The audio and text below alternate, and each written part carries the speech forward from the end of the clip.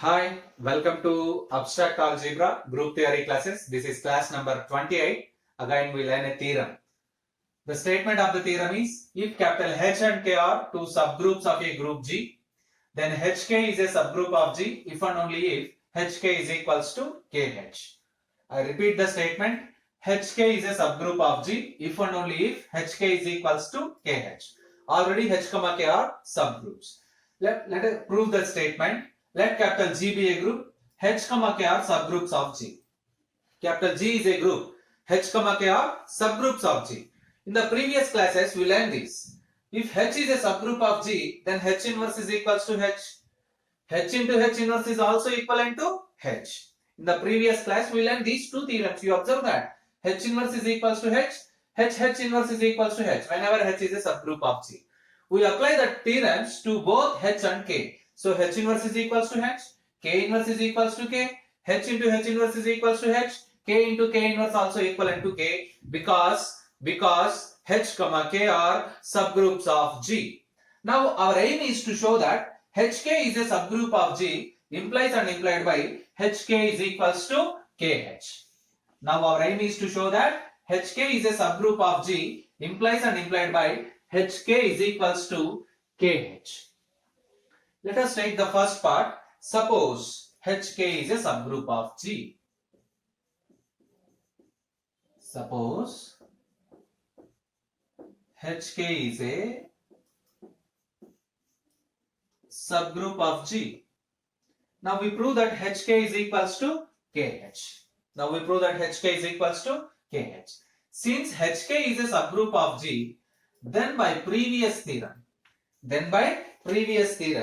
we have HK whole inverse is equals to HK. Suppose HK is a subgroup of G. There is a theorem we know that if H is a subgroup of G, then H inverse is equals to H. Instead of H we have HK. Let us apply the inverse property. HK whole inverse can be written as K inverse H inverse is equals to HK. Again, already in the introduction we see that K inverse is equals to K, H inverse is equals to H, which is nothing but HK is equals to KH. Therefore, we take that HK is a subgroup of G. We prove that HK is equals to KH. We take that HK is a subgroup of G. Then we prove that HK is equals to KH. Let us prove the converse part. Converse. In the converse part, assume that suppose HK is equals to KH. Suppose HK is equals to KH. We have to prove that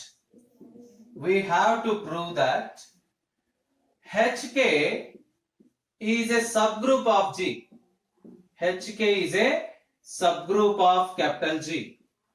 To prove that HK is a subgroup of G, it is enough to prove that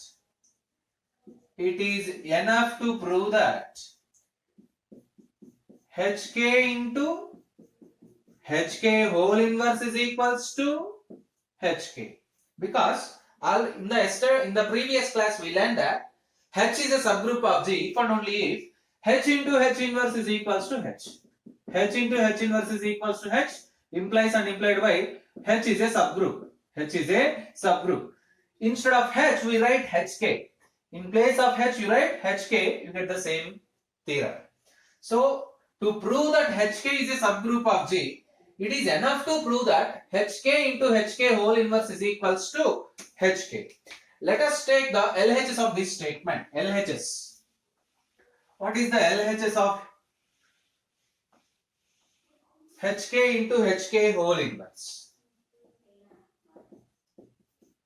HK into HK whole inverse, which is equals to HK into K inverse into H inverse. It can be written as H into K inverse into H inverse. Again it can be written as K into K inverse is nothing but K into H inverse. HK is equals to KH. So it can be written as KH into H inverse. It can be written as KH because H into H inverse is equals to H. KH is nothing but HK, which is required RHS. Therefore, we prove that HK into HK whole inverse is equals to HK. Therefore, we conclude that HK is a subgroup of G. HK is a subgroup of G. This completes the proof. Therefore, we conclude that from this statement, the product of two subgroups is again a subgroup if and only if they commutative. If and only if they commutative. That is HK is a subgroup of G. HK is a subgroup of G implies and implied by HK is equals to KH. This is one of the very important theorem for your end semester examination for both sections, section A and section B, means for 5 marks as well as for 10 marks. The intersection of two subgroups of a group is also a subgroup of the group. The intersection of two subgroups is again a subgroup. Let us prove this statement. Let capital G be a group. Let capital G be a group and H1, H2 are two subgroups of G. H1, H2 are two subgroups of capital G. Let capital G be a group and H1, H2 are two subgroup of G. Let us take small e be the identity element. Small e be the identity element in capital G. If E is identity element in capital G, we know that subgroup contains at least identity element of G. Subgroup contains at least identity element of G. Then small e be the identity element in H1 and H2 also, because the identity element is same in the group and in the subgroup. The identity element is same in the group and in the subgroup. Here E be the identity element in G, then E be the identity element in both H1 and H2 also. Therefore, E belongs to H1 and E belongs to H2. What it means? E belongs to H1 intersection H2. What it means? H1 intersection H2 is non-empty. H1 intersection H2 is non-empty.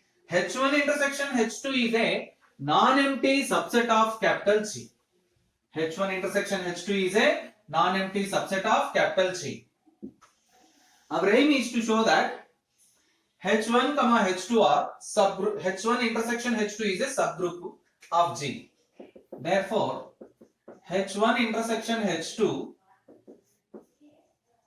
is a non-empty subset of capital G.